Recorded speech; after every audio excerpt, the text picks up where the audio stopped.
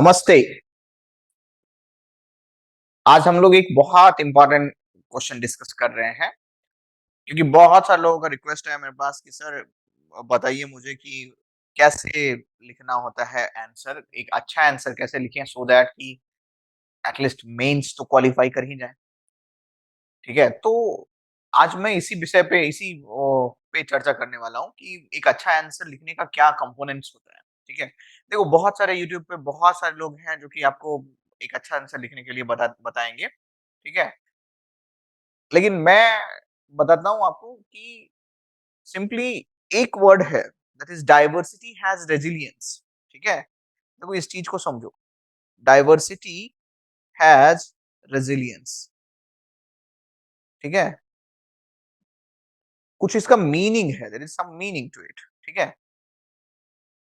होता क्या है कि जब आप अच्छे-अच्छे कोचिंग में चाहे कहीं भी आप टेस्ट में जाते हैं, टेस्ट सीरीज में जाते हैं, तो टेस्ट सीरीज में आपका जो जो इवैल्यूएशन पैरामीटर होता है that is only content, but UPSC का जो इवैल्यूएशन पैरामीटर है वो कंटेंट से पहले है रेलेवेंस। ठीक है? यूपीएससी का इवैल्यूएशन पैरामीटर है relevance and then what I want to say is diversity has the resilience. ठीक है? तो आपको ये समझना पड़ेगा। अब क्वेश्चन ये आता है कि सर कैसे लिखे कि ये रेलेवेंट हो? देखो कुछ एक 5 पॉइंट्स बताऊंगा आपके लिए। ठीक है ना? तो सबसे पहले क्या है कि अगर क्वेश्चन दिया हुआ है, क्वेश्चन में कई सारा पार्ट्स है, part 1, part 2, part 3 of the question. ठीक है? 15 नंबर का क्वेश्चन है, तो यू मस्ट आइडेंटिफाई कि ये 5 मार्क्स का, ये 5 मार्क्स का, ये 5 मार्क्स का है। हो सकता है ये 2 मार्क्स का है, ये 8 मार्क्स का है, ये 5 मार्क्स का हो, क्योंकि ये बहुत central area of the question है। ठीक है ना? तो you will have to identify कि मार्क्स डिस्ट्रीब्यूशन क्वेश्चन में कहाँ है। उसी हिसाब से हम लोग इसको करेंगे, number 1। Number 2, you have to understand the question in a way in the deepest possible form। है ना? कि आप कितना डीपेस्ट अंडरस्टैंडिंग है आपका क्वेश्चन का। ठीक है? तो ये अंडरस्टैंडिंग आपका बहुत स्ट्रांग होना चाहिए। ठीक है? और जब अंडरस्टैंडिंग बहुत स्ट्रांग हो गया तो उस केस में फिर हम लोग क्या करते हैं कि फिर we will start with intro, body and conclusion. ये तो बेसिक स्ट्रक्चर है किसी भी क्वेश्चन का कि you will have the intro, then body and then conclusion.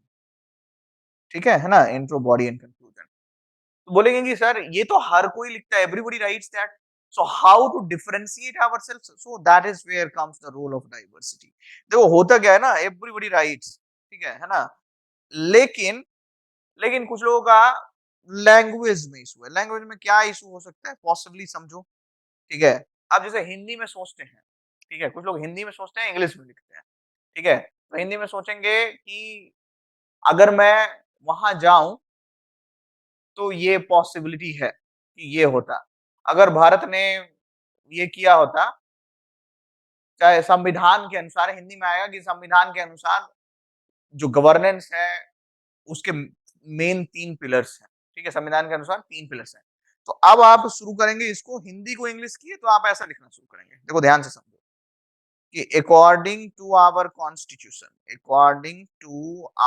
Constitution, ध्यान समझो। आप लिखेंगे, फिर कॉमा देंगे, फिर लिखेंगे the governance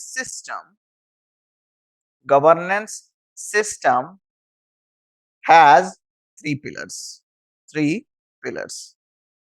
ये देखो, ये आपने कोई भी रीजनल लैंग्वेज में सोचा और उसके बाद आपने ये दिया। ठीक है ना?